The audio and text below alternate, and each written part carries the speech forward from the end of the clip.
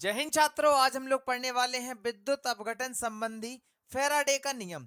देखिए, इन दोनों नियमों को हम बहुत ही सरल भाषा में सरल रूप से आपको समझाने की कोशिश करेंगे, तो आप पूरा ध्यान पूरा दिमाग हमारी ओर जरूर रखिएगा, जिससे कि आपको अच्छे से समझ में आ सके। तो देखिए, यहाँ पे स्टार्ट करते हैं हम लोग फैराडे का नियम। प्रथम नियम ये क्या कहता है, बहुत ही आसान भाषा में समझाने की कोशिश करी है हमने इसमें।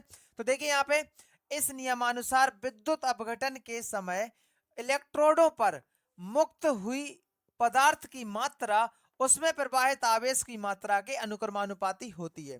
ठीक है, अब देखिएगा, इसको समझेंगे हम लोग। देखिए, विद्युत अपघटन होता क्या है। जैसे मान लो ये कोई सेल है, ठीक है, और इसमें दो इलेक्ट्रोड हैं या धातु की छड़ें हैं। ठीक है, दो इलेक्ट्रोड हैं और इसमें क्या भरा हुआ है, सॉल्यूशन या विलयन। ध्यान से समझना, पूरा ध्यान हमारी ओर रखना, जिससे कि आपको अच्छे से समझ में आ सके। इसमें क्या भरा हुआ है, सॉल्यूशन। अगर देखिए, जैसे मान लो अगर इसमें मान लो NaCl का है सॉल्यूशन या विलयन। देखिए, जैसे ही हम इसमें करंट फ्लो कराएंगे, क्या करंट फ्लो कराएंगे, करंट फ्लो कराएंगे तो क्या होगा, NaCl किस में टूट जाएगा, Na प्लस और Cl माइनस में। किसमें, Na प्लस और Cl माइनस में। इसका मतलब क्या हुआ कि विद्युत धारा प्रवाहित कराने पर विद्युत अपघट या फिर NaCl का क्या हो गया, आयनन या वियोजन हो गया। किसमें, Na प्लस और Cl माइनस में। यह क्रिया क्या कहलाती है, विद्युत अपघटन। यह क्रिया क्या कहलाती है, विद्युत अपघटन। ठीक है, ये समझ में आ गया। अब देखिएगा, अब ये क्या कहता है कि विद्युत अपघटन के समय इलेक्ट्रोडों पर मुक्त हुई आवेश की या पदार्थ की मात्रा। किसकी, पदार्थ की मात्रा। ये क्या है, इलेक्ट्रोड है। जैसे ये मान लो, ये प्लस का, ये माइनस का। दो इलेक्ट्रोड होते, एक कैथोड और एक एनोड। ये माइनस वाले को क्या कहते हैं हम लोग, कैथोड, और प्लस वाले को एनोड। ठीक है, ध्यान रखना है आपको। अब देखिएगा यहाँ पे, ये क्या कहता है नियम, विद्युत अपघटन के समय इलेक्ट्रोडों पर मुक्त हुई पदार्थ की मात्रा उसमें प्रवाहित आवेश की मात्रा के अनुक्रमानुपाती होती है। इसका मतलब क्या हुआ कि देखिए, पदार्थ की मात्रा, किसकी, पदार्थ की मात्रा किसके अनुक्रमानुपाती है, आवेश की मात्रा के। किसके, आवेश के। किसकी, आवेश की मात्रा के। तो देखिए यहाँ पे, पदार्थ की मात्रा को हम कर रहे हैं यहाँ पे W से व्यक्त, और आवेश को Q से। ध्यान रखना है आपको। अब देखिएगा क्या करेंगे, Q का सूत्र क्या होता है, Q बराबर IT, आपने पढ़ा होगा। Q बराबर IT, कैपिटल लिख सकते हैं स्मॉल। देखिए यहाँ पर इस कैपिटल लिखा है, तो यहाँ पर भी हम कैपिटल ही लिख रहे हैं। Q बराबर IT, तो यहाँ पर क्या हो जाएगा, Q IT। अब जब भी हम प्रोपोर्शनल का चिन्ह या अनुक्रमानुपाती का चिन्ह हटाते हैं, तो साथ में एक नियतांक जरूर जुड़ जाता है। तो इसमें क्या है, ये बराबर ZIT। ये क्या हो गया आपका प्रथम नियम। आप लिख सकते हैं यहाँ पे Z क्या है, यहाँ पर रासायनिक, रासायनिक तुल्यांक। क्या है, रासायनिक तुल्यांक। ठीक है, आपको ये नियम अच्छे से समझ में आ गया होगा। एक बार स्क्रीनशॉट ले लीजिएगा या फिर इसको नोट कर लीजिएगा। अब आइए समझते हैं सेकंड नियम। तो देखिए, दूसरा नियम क्या कहता है। दूसरा नियम कहता है, इस नियमानुसार यदि समान विद्युत धारा समान समय के लिए भिन्न भिन्न विद्युत अपघट्यों में प्रवाहित की जाए, तो इलेक्ट्रोडों पर मुक्त हुई पदार्थ की मात्राएं तुल्यांकी भारों के समानुपाती होती हैं।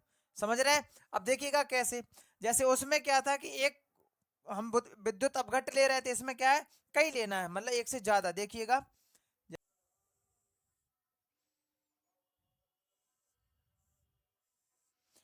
ये क्या है आपके दो सेल है, इसमें क्या है, देखिएगा, ये एनोड और कैथोड हो गए। ये क्या होगा, एनोड और कैथोड। ध्यान दीजिएगा पूरा हमारी ओर, ये होगा। ठीक है, और यहाँ पे ये इनसे जोड़ दिए गए। अब इसमें क्या भरना है हमको, विलयन। किसका, किसी का भी हम भर सकते हैं, NaCl का भर सकते हैं, CuSO4 का। जैसे इसमें मान लो किसका भरा, मान लो इसमें NaCl। हम आपको विद्युत अपघटन के बारे में अभी बता चुके। और इसमें मान लो किसका भरा, CuSO4। किसका, CuSO4। देखिए हम इसमें कितने भी यहाँ पे सॉल्यूशन जोड़ सकते हैं, कोई दिक्कत वाली बात नहीं है। अब एक बार देखिएगा, नियम का कहता है कि इस नियमानुसार यदि समान विद्युत धारा कैसी होनी चाहिए, एक समान, आई कैसी होनी चाहिए इसमें, एक समान, और समान समय के लिए, मतलब एक ही टाइम में समान समय के लिए भिन्न भिन्न विद्युत अपघट्यों में प्रवाहित की जाए, मतलब अलग अलग सॉल्यूशन में या विद्युत अपघट्य में प्रवाहित की जाए, तो इलेक्ट्रोडों पर मुक्त हुई पदार्थ की मात्रा, किन पर, एथोड और कैनोड पर, इनकी जो पदार्थ की मात्राएं हैं वो तुल्यांकी भारों के समानुपाती होती हैं। समझ में आया, किसके समानुपाती, तुल्यांकी भारों के। देखिएगा कैसे, जैसे मान लो पहले वाला है, पहले वाले के लिए जैसे W1, ये किसके समानुपाती होंगी, ये होंगी तुल्यांकी भारों के, जैसे इसके लिए E1। समझ रहे, ये क्या है आपका तुल्यांकी भार, ये क्या है आपका पदार्थों का यहाँ पे जो मात्रा है, पदार्थ की मात्रा, ठीक है। और यहाँ पे क्या है W2, ये दूसरे के लिए है, और ऐसे ही हम इसको बढ़ा भी सकते हैं, कोई दिक्कत वाली बात नहीं है, ठीक है। अब देखिए अगर हम इसको सॉल्व करते हैं, मतलब क्या है, बराबर लगाते हैं, तो आखिर में क्या आएगा आपका W1 बटे W2 बराबर E1 अपॉन E2। ये क्या होगा आपका फॉर्मूला हो गया, समझ रहे। और यहाँ पर जो आपके नियतांक आए थे वो कट जाएंगे एक दूसरे से, जब यहाँ पे आप सॉल्व करोगे इनको इनको अनुपातिक रूप में लिखोगे तो ये क्या हो जाएंगे, कट जाएंगे, ठीक है। इसलिए हमने क्या है इसको डायरेक्ट लिख दिया, कोई दिक्कत नहीं है। अब देखिएगा ई क्या है इसमें, ई है आपका यहाँ पर तुल्यांकी भार, क्या है, तुल्यांकी भार, और डब्ल्यू क्या है, पदार्थ की मात्रा,